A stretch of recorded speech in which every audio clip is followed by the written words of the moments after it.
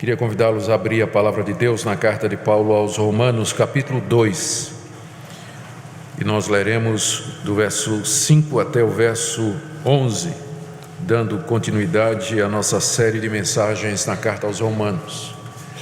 Romanos, capítulo 2, do verso 5 até o verso 11. Mas segundo a tua dureza e coração impenitente, acumulas contra ti mesmo ira para o dia da ira e da revelação do justo juízo de Deus, que retribuirá a cada um segundo o seu procedimento. A vida eterna aos que, perseverando em fazer o bem, procuram glória, honra e incorruptibilidade, mas ira e indignação aos facciosos, que desobedecem à verdade e obedecem à injustiça. Tribulação e angústia virão sobre a alma de qualquer homem que faz o mal, ao judeu primeiro e também ao grego. Glória, porém, e honra e paz a todo aquele que pratica o bem, ao judeu primeiro e também ao grego, porque para com Deus não há acepção de pessoas. Oremos.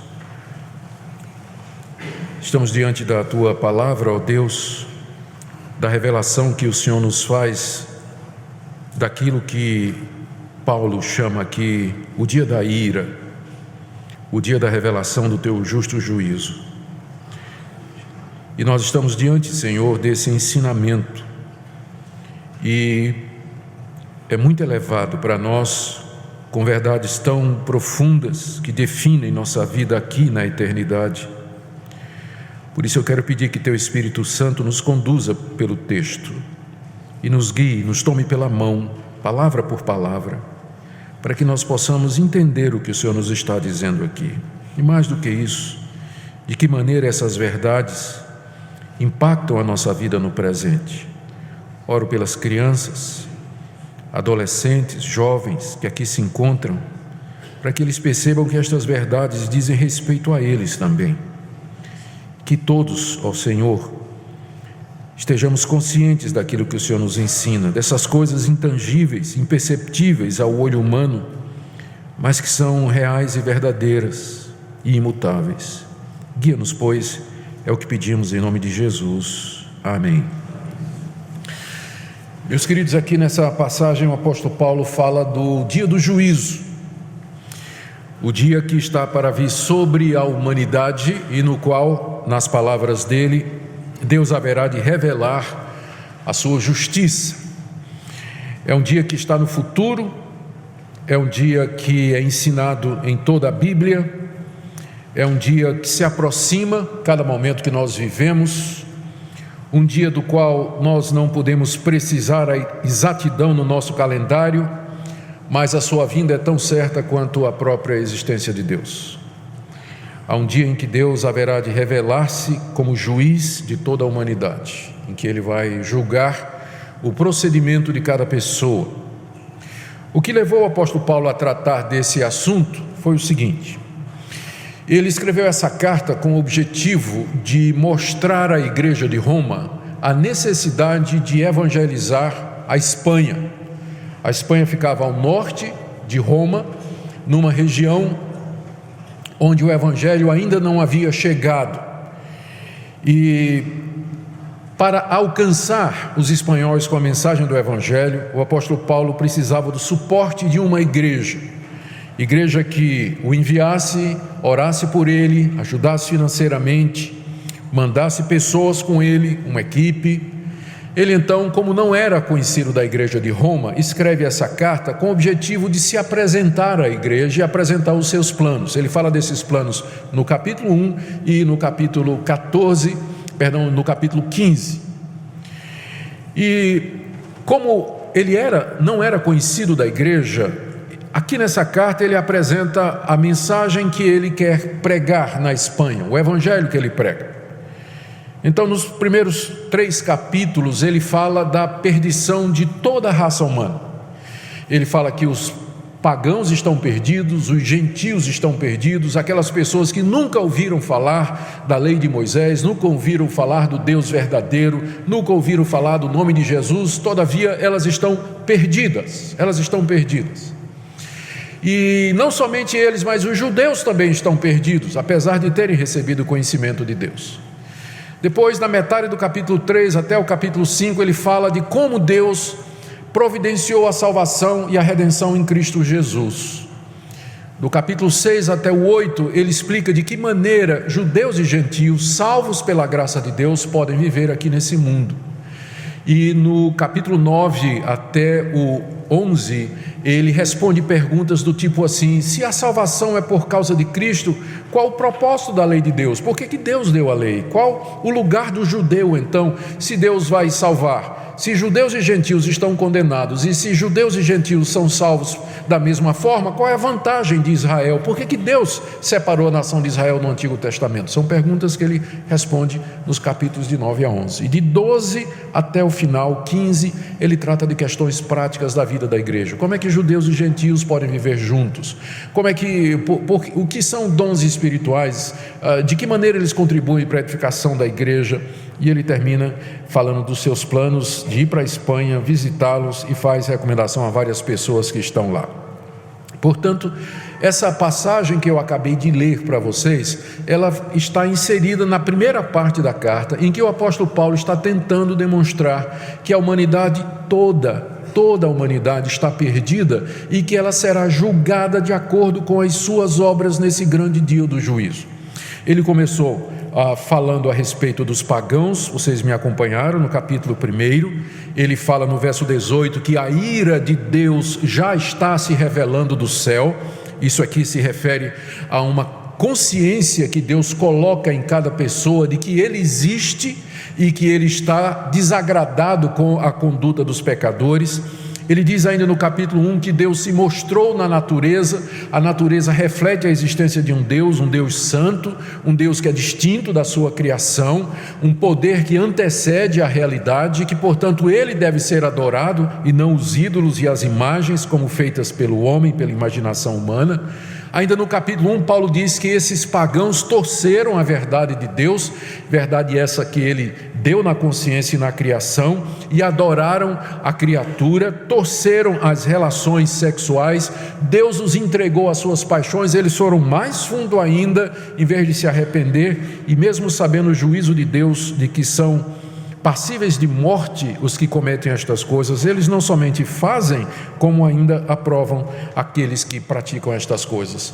E aí no capítulo 2, Paulo se dirige agora para os moralistas. Eram aquelas pessoas entre os pagãos que reprovavam aquele procedimento entre os pagãos, como por exemplo alguns filósofos estoicos ou alguns políticos romanos que condenavam aquele tipo de prática, aquelas práticas imorais que havia no Império Romano. E Paulo diz: vocês estão condenados do mesmo jeito, porque vocês praticam as mesmas coisas que vocês condenam, vocês fazem as mesmas coisas que vocês consideram erradas. E Paulo então foca agora no judeu, porque de todos os críticos que havia no século I, de todos aqueles que mais condenavam a atitude dos pagãos, você encontrava, ou você tinha, o judeu. O judeu entendia, porque Deus deu a lei para ele, porque Deus fez uma aliança com ele, que ele estava numa posição mais privilegiada e desprezava os demais povos. E Paulo se dirige para o judeu dizendo: olha, no dia do juízo que se aproxima, Deus não vai fazer distinção nenhuma. Ele vai tratar você da mesma forma que Ele trata o pagão, porque o critério que Deus vai usar no dia do juízo para salvar e para condenar é o procedimento da pessoa e não a origem religiosa dela, se ela é pagã, se ela é judia, de onde é que ela vem. O exame de Deus, a avaliação de Deus da vida eterna com relação à vida eterna e a condenação eterna serão baseados em caráter, nas obras, no procedimento, na vida da pessoa, e não aquilo que a pessoa professa ou diz que é. Esse, portanto, é o tema e esse é o foco do que nós acabamos de ler aqui, quando o apóstolo Paulo então coloca ou introduz esse tema do dia do justo juízo de Deus. A minha oração é que Deus nos ajude a perceber a gravidade e a seriedade do que está escrito aqui, porque a vida pode passar muito depressa para qualquer um de nós.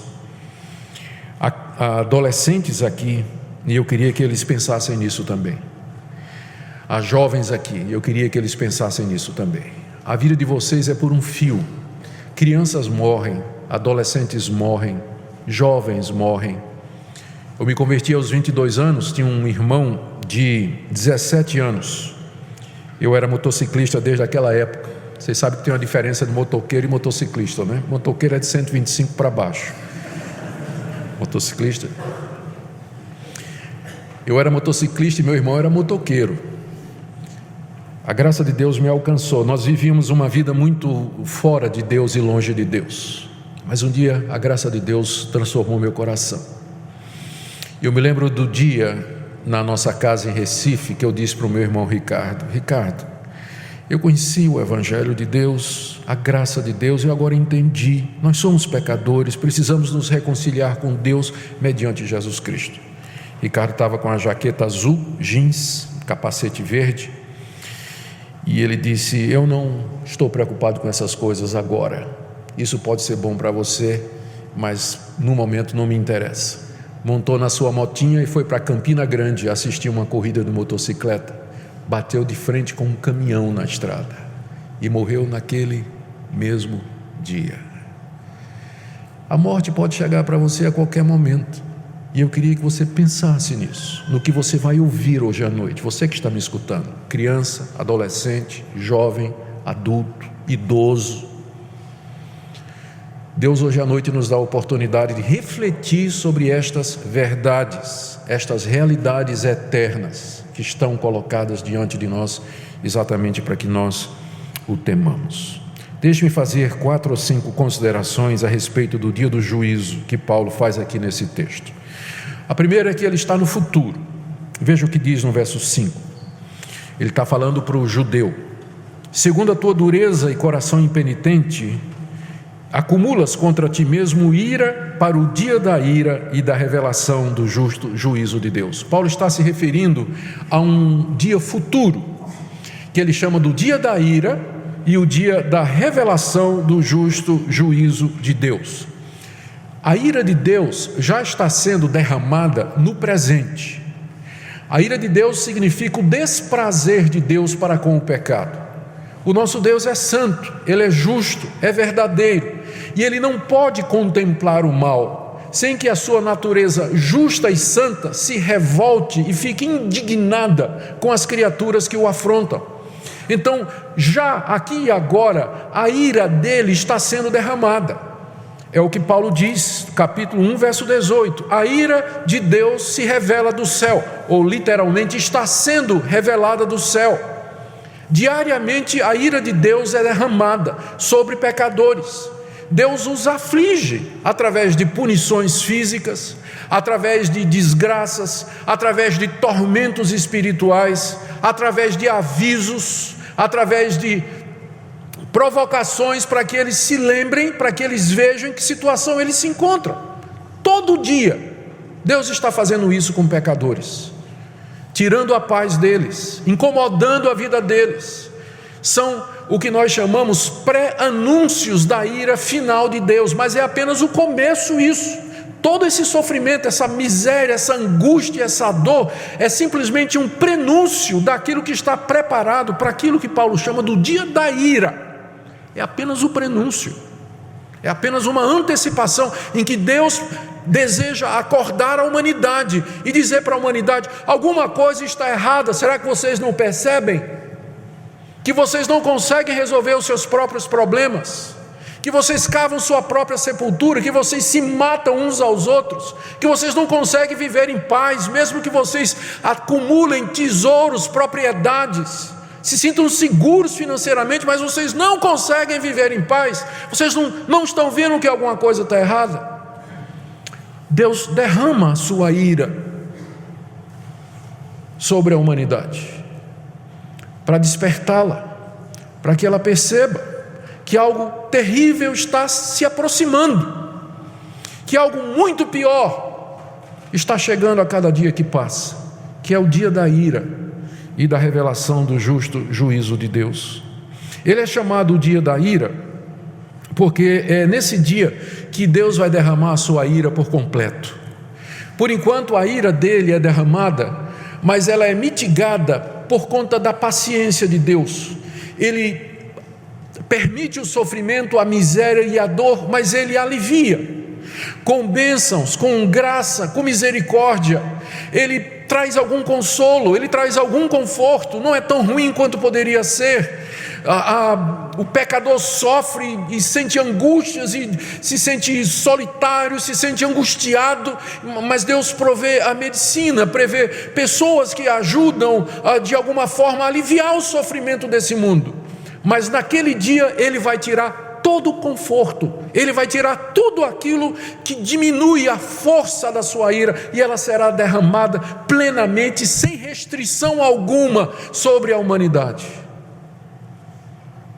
É o dia da ira, em que Deus finalmente, Ele vai deixar a sua ira ser derramada sem limite sobre a humanidade que o desafiou.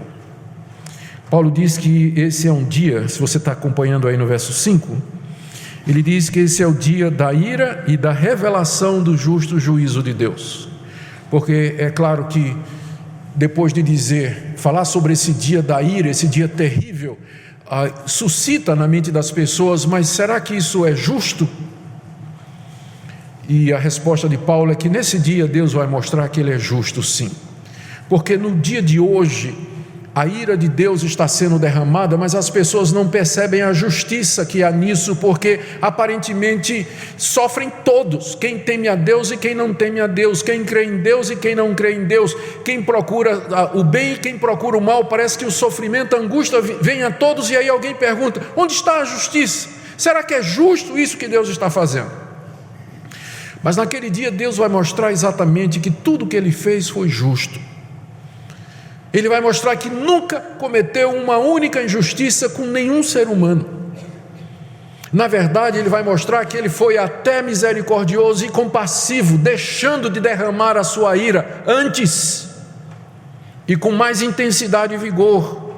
Será o dia em que Deus vai apresentar-se como justo juiz, e nenhum de nós vai poder imputar a Deus qualquer injustiça e dizer: o Senhor errou, ou o Senhor foi severo demais, ou o Senhor foi mole demais, ou relaxou demais. Não, naquele dia vai ficar claro que tudo o que Deus fez e permitiu que fizesse está perfeitamente justo. Naquele dia toda a boca vai se calar. Mas Deus não sabia? Por que Ele permitiu? Por que isso aconteceu comigo? Por que criança sofre? Por que gente boa morre? Naquele dia todo mundo vai ter a resposta, e todo mundo vai calar a boca.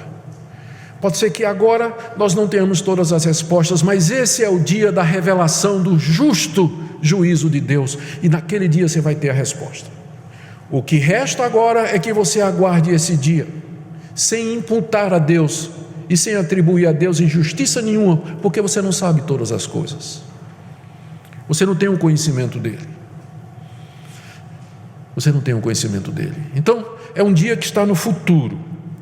Como eu disse, nós não sabemos quando será esse dia, e Deus o oculta de propósito, porque se Ele anunciasse o dia da ira, tinha muita gente deixando para se converter no dia anterior, não é?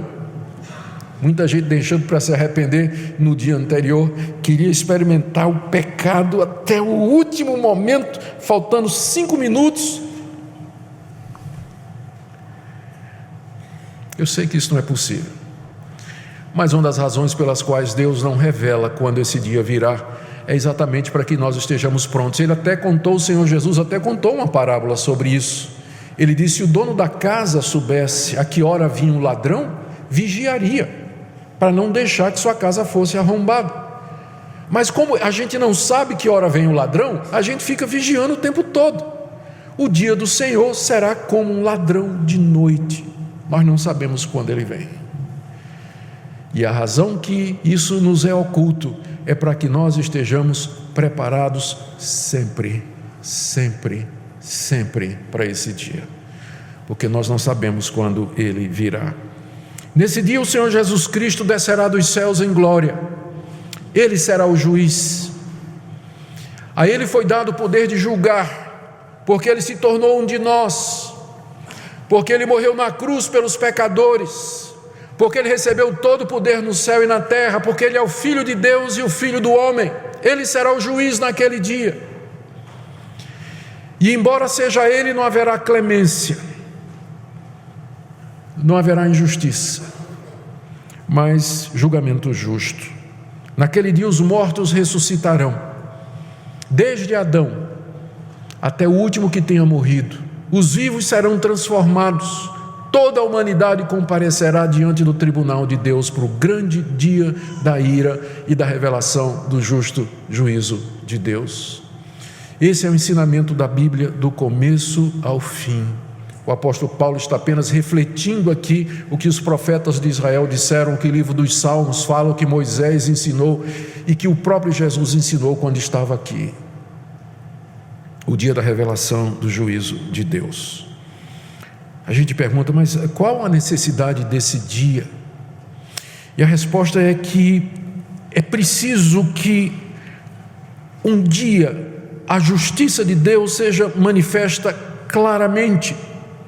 É preciso que haja um dia em que Deus vá dizer: estes são aqueles perdoados dos seus pecados e salvos pela graça. Aqui você tem uma tensão entre o já e o ainda não. Quem crê em Jesus Cristo tem a vida eterna, aqui e agora. Mas isso só será anunciado publicamente no dia da revelação do juízo de Deus, porque eu não sei quem tem. Eu não sei se você tem. Eu não sei se aquele outro tem. Eu não sei quem vai para o céu e quem vai para o inferno. Por isso é preciso um dia público em que Deus diga: são esses aqui e são esses aqui. Como o próprio Jesus disse, naquele dia Ele vai separar, vai colocar as nações diante dele e vai dizer a um grupo: vinde benditos de meu Pai. E aí ao outro vai dizer: apartai-vos de mim, malditos, para o fogo eterno. Então é preciso que haja um dia público em que essa separação seja conhecida, porque no momento está misturado. Aqui mesmo nessa noite, há pessoas que no dia do juízo ouvirão a voz: vinde benditos de meu Pai. Mas eu digo com lágrimas nos olhos, há pessoas também que ouvirão aquela voz: apartai-vos de mim, malditos, para o fogo eterno, preparado para o diabo e seus anjos. Eu não sei quem são, você também não. Por isso é preciso um dia em que isso seja feito publicamente, que o joio seja separado do trigo, e que fique claro que valeu a pena servir a Deus, e que fique claro quem são aqueles que são de Deus e quem não são. Então é por isso que precisa esse dia. Essa é a primeira coisa. É um dia que se chega, é um dia que se aproxima, é um dia em que o julgamento será público, o veredito de Deus será declarado e a justiça dele será vindicada. E toda boca se calará diante da justiça de Deus. Segunda coisa que nós queremos destacar aqui dessa passagem é o critério pelo qual Deus haverá de julgar os homens mediante Jesus Cristo. O apóstolo Paulo diz no verso 6, no verso 5 ele fala do dia da ira e da revelação do justo juízo de Deus. E no verso 6 ele diz: Deus retribuirá naquele dia a cada um segundo o seu procedimento. Naquele dia, Deus retribuirá a cada um segundo o seu procedimento. Ou seja, aqui nós estamos diante do critério que Deus vai usar para retribuir a alguns uma coisa, retribuir a outro outra coisa. O critério é o que Paulo chama aqui procedimento. Literalmente, na língua grega, o que nós temos aqui é a palavra obras. Ou seja, literalmente está dizendo: Deus retribuirá a cada um segundo as suas obras. Como as obras mencionadas é aquilo que eu sou, aquilo que eu faço, aquilo que eu penso, as minhas escolhas, as minhas decisões, então a nossa tradução traduziu corretamente como procedimento. Mas a palavra é isso: obra, aquilo que eu faço, aquilo que eu escolho, aquilo que eu digo, aquilo que eu penso, aquilo pelo que eu vivo, o encaminhamento que eu dou à minha vida, como eu trato as pessoas, como eu trato Deus, como eu trato o dinheiro, como eu trato o meu corpo, como eu trato a propriedade do meu próximo, como eu trato o casamento do meu próximo, como eu trato o nome do meu próximo, são obras, é o que nós somos, é o que nós fazemos como seres humanos. Daí a tradução aqui é procedimento. Esse vai ser o critério naquele dia.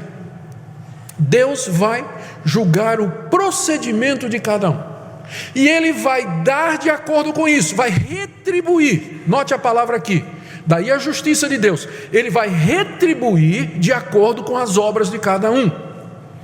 A retribuição de Deus, ou seja, o resultado do julgamento, será baseado no procedimento que as pessoas tiveram aqui nessa vida.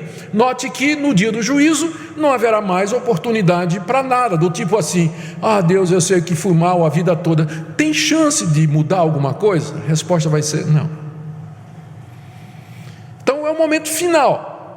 O que vai estar em jogo é o que você fez enquanto estava vivo, enquanto viveu aqui nesse mundo, enquanto ocupou o seu corpo aqui na terra. É isso que vai ser levado em consideração. Não será considerada raça, não será considerada cor, não vai ter cota para ninguém, não vai ser considerado gênero, também não vai ter cota nenhuma baseada em gênero, língua, posição social, religião. Deus vai julgar de acordo com o procedimento, de acordo com as obras de cada um. Terceira coisa que o texto nos diz é que nesse dia haverá somente dois resultados. Dois resultados. O primeiro resultado do juízo de Deus está no verso 7. No verso 6 ele diz: Deus retribuirá a cada um segundo o seu procedimento. 2 pontos. Ou seja, a uns ele vai dar, verso 7, a vida eterna. Essa vida eterna, ela é repetida aí no verso 10, quando o apóstolo Paulo diz que Deus dará glória, honra e paz a todo aquele que pratica o bem. Então, o que é que Deus vai retribuir? Em primeiro lugar, Ele vai dar vida eterna, glória, honra e paz a um grupo. A vida eterna é a vida não somente sem fim, em contraste com a morte eterna, mas é uma vida em comunhão com Deus. A vida consiste em conhecer a Deus e o seu Filho Jesus Cristo e viver com Ele para todo sempre. A vida eterna é muito mais algo qualitativo do que quantitativo. Quando a gente pensa em vida eterna, a gente pensa em viver para sempre, mas a vida eterna na Bíblia é mais do que viver para sempre. É também, mas significa viver em comunhão com o eterno, aquele que existe para todo sempre. É nesse sentido que a vida eterna é a vida no seu ápice, é a vida além da vida e para sempre sendo isso. Faltam adjetivos para qualificar o inqualificável. Não é à toa que o apóstolo Paulo, ao tentar descrever isso aqui, Pedro também fala assim de coisas indizíveis e cheias de glória. Uma dessas coisas seria tentar definir a vida eterna. Paulo diz também que Deus vai dar glória, estou no verso 10, honra e paz. A glória aqui é a participação na glória de Deus. A honra é ser honrado por Deus, e a paz é o shalom, o reino de Deus esperado, o novo céu e a nova terra, onde não há mais guerra, onde não há mais dor, acabou a angústia, não há mais pecado, é a felicidade eterna. É tudo isso que é resumido na expressão vida eterna. 2 resultados. O primeiro deles é: Deus dará vida eterna a algumas pessoas. A outras pessoas, Deus dará a sua ira. Veja o que diz, verso 8. No verso 6 ele diz: Deus retribuirá a cada um segundo o seu procedimento. 2 pontos. Primeiro, vida eterna. Verso 8. Segundo, ira e indignação aos facciosos que desobedecem à verdade e obedecem à injustiça. Tribulação e angústia virão sobre a alma de qualquer homem que faz o mal. Aqui Paulo fala sobre o segundo grupo, dizendo que eles receberão a ira de Deus, o desprazer de Deus, a indignação de Deus. Deus está indignado com eles e vai derramar sobre eles o seu justo juízo e castigo. No verso 9, tribulação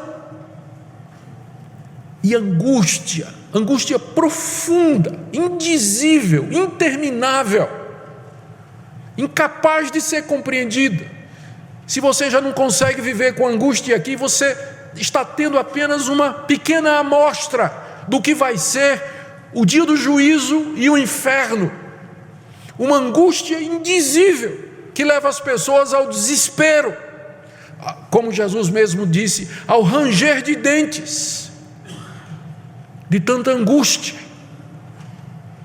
É isso que Deus vai derramar naquele dia para o segundo grupo. Então, Deus vai retribuir segundo as obras, e o resultado será apenas vida eterna para um e ira, indignação, tribulação e angústia para o outro.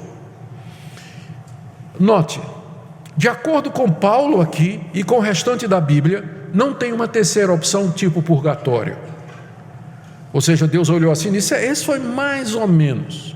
Então faz o seguinte, você vai passar um tempinho sofrendo aqui, e depois que você sofreu bastante, você entra no céu. Isso não está na Bíblia em lugar nenhum. São apenas dois resultados: ou céu ou inferno, usando a linguagem bíblica. Ou vida eterna ou ira eterna. Apenas dois. Segunda coisa, note que não se fala aqui da extinção da alma, porque algumas pessoas acham que o castigo de Deus no dia do juízo vai ser extinguir a pessoa deixa de existir. Mas se for isso, não faz sentido Paulo falar de tribulação, indignação e angústia, porque mortos extintos, eles não sentem nada disso. Estarão bem vivos, sim, e bastante conscientes. Terceira coisa, note que Paulo não está dizendo aqui que a salvação é universal, que naquele dia Deus vai dar a vida eterna a todos. Ele não vai dar a vida eterna a todos. Deus vai dar a vida eterna a alguns, mas não a todos. Há pessoas que defendem o universalismo, ou seja, que nesse dia do juízo Deus vai perdoar a humanidade toda. Não há o menor fundamento bíblico para isso. No dia do juízo, dois resultados virão: vida eterna e ira eterna. Não há um terceiro, não há um meio termo, não há extinção, não há salvação universal. Mas somente esses dois estados, eternos e irreversíveis, que não podem ser mudados. Por isso a importância de você escutar o que eu estou dizendo essa noite. Enquanto você tem oportunidade, esses estados são irreversíveis. Uma vez pronunciado o juízo, e ele começa depois da morte, uma vez pronunciado o juízo, ele não tem volta, não tem apelação, não tem segunda etapa, não tem recurso. Ele é final e definitivo, e é para ser aplicado imediatamente e por toda a eternidade. Essa é a coisa mais séria da sua vida. Esse é o assunto mais sério da sua vida. Em vez de estar colocando como alvo da sua vida arrumar um marido, arrumar uma esposa, arrumar um casamento, arrumar um emprego, arrumar alguma profissão, fazer alguma coisa, eu não estou dizendo que essas coisas não são boas e que nós não devemos buscá-las, mas nada disso terá valor algum no dia do juízo e da revelação do juízo de Deus, da ira de Deus e da sua justa revelação. E você vai descobrir que você passou sua vida toda aqui correndo atrás de coisas que não terão o menor impacto quando você comparecer diante do santo e justo juiz. Por isso, ouça o que eu estou lhe dizendo nessa noite, que esse é o assunto mais importante da sua vida. É isso aqui. Não tem nada mais importante do que isso. Deixe-me ir para uma quarta observação. O que é que Deus vai levar em consideração, então, para determinar o estado eterno de uma pessoa? A quem Ele vai dar a vida eterna? E a quem Ele vai dar a ira eterna? O apóstolo Paulo nos diz aqui no verso 7 e no verso 10, que Deus dará a vida eterna aos que perseveraram em fazer o bem, procuraram glória, procuraram honra, procuraram incorruptibilidade e praticaram o bem. Então, é isso que Deus vai levar em conta no dia do juízo.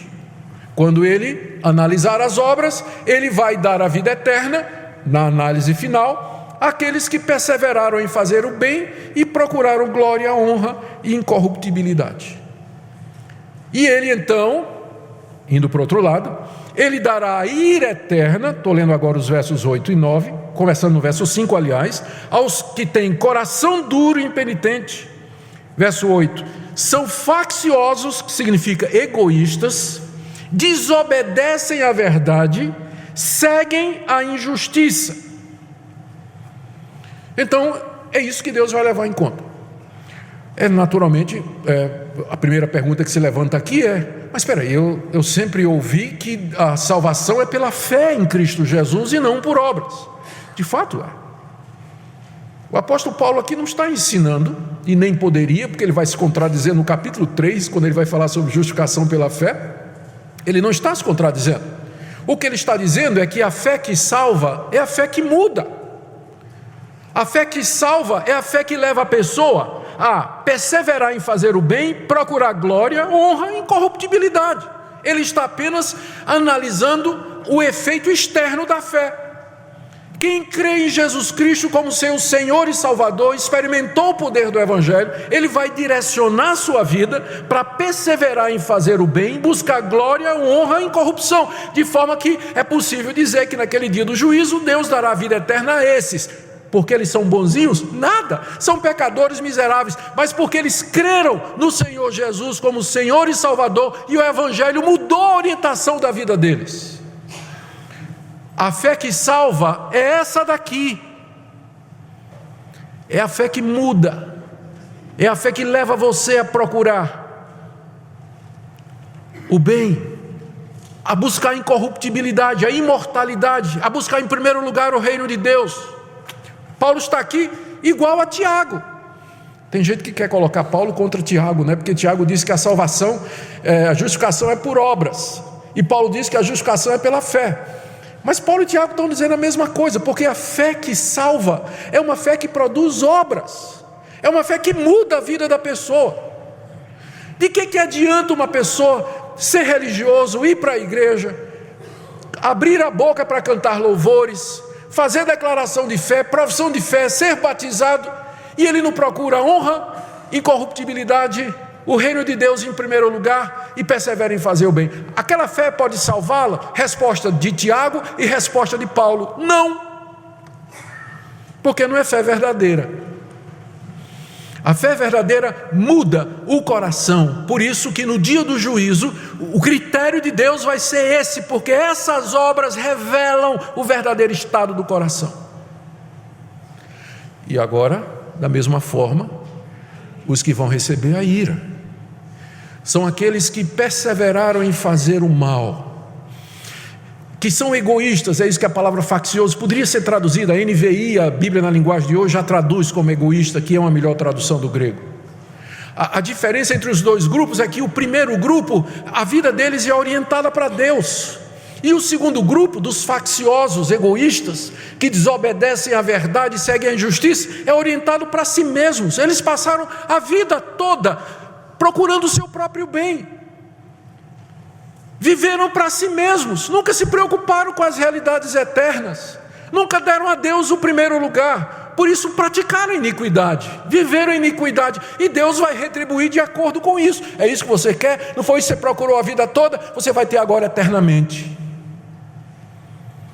Que é ira, indignação e angústia, que é o resultado já aqui e agora de quem vive para si mesmo. Quem vive para si mesmo, aqui e agora, já experimenta angústia e tribulação na sua alma. Mas é só quando a gente vive para Deus que a gente conhece paz, honra, glória e bênção no coração. Então, naquele dia, o critério será esse.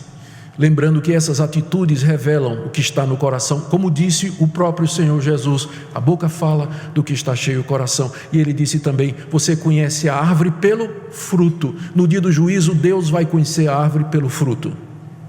Você é crente? No dia do juízo, Deus vai verificar isso pelo seu comportamento. O que é que nós devemos entender então? Fechando aqui, terminando. Esse é o assunto mais importante da minha vida e da sua.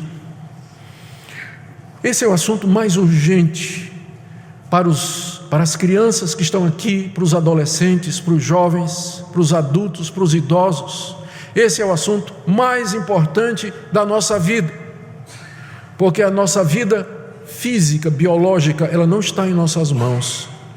A qualquer instante nós podemos passar e nós nos veremos imediatamente diante do tribunal de Deus. O tempo da nossa morte até o do tribunal, ele pode ser muito rápido, porque a gente não sabe quando será o dia do juízo, mas já depois da morte já entramos numa pré-expectativa, num pré-sofrimento ou numa pré-glória de gozo e de alegria na presença de Deus, esperando o dia da revelação do seu juízo.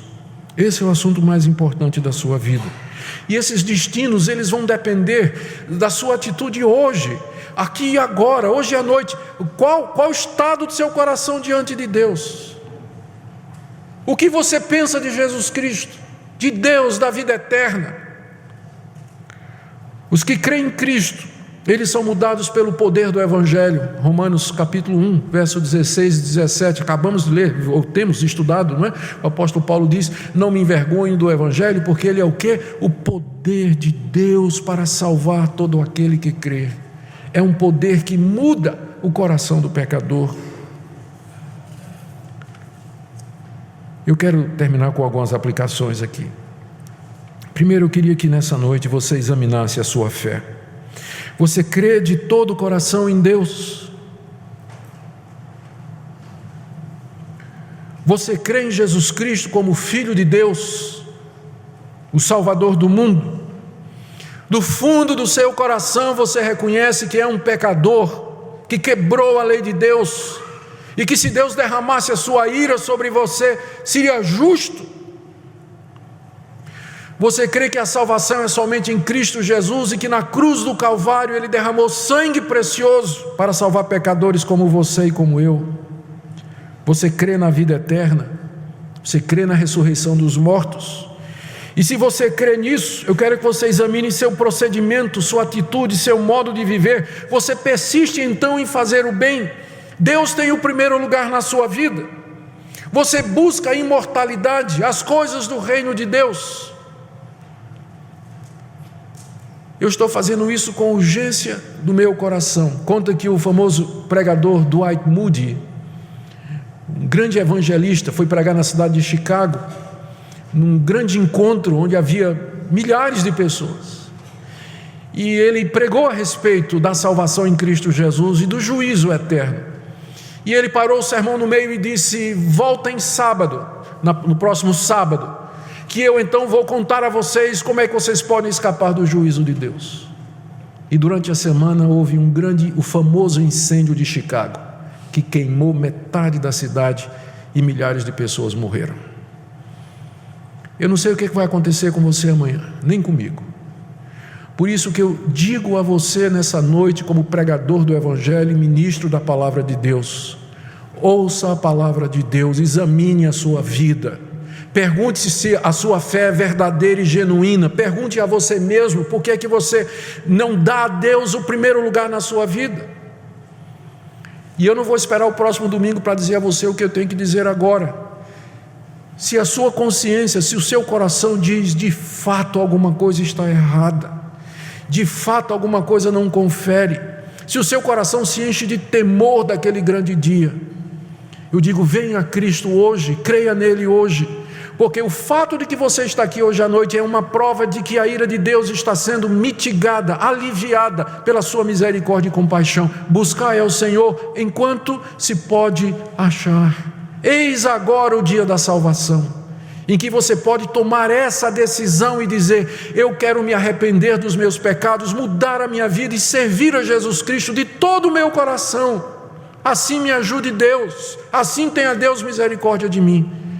E lembre das palavras de Jesus Cristo: aquele que vem a mim, de maneira nenhuma o lançarei fora. Que hoje seja o dia da salvação para você. E se você já tem essa certeza de que pela misericórdia de Deus você já recebeu o perdão de pecados, hoje é um dia de louvor e gratidão, porque você viu o que é que aguarda aqueles que rejeitam a graça de Deus no Evangelho de Cristo Jesus. Oremos.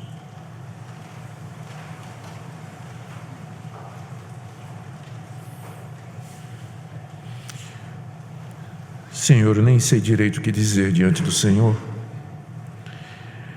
porque Tua palavra é muito mais eficaz e muito mais clara do que qualquer pronunciamento humano.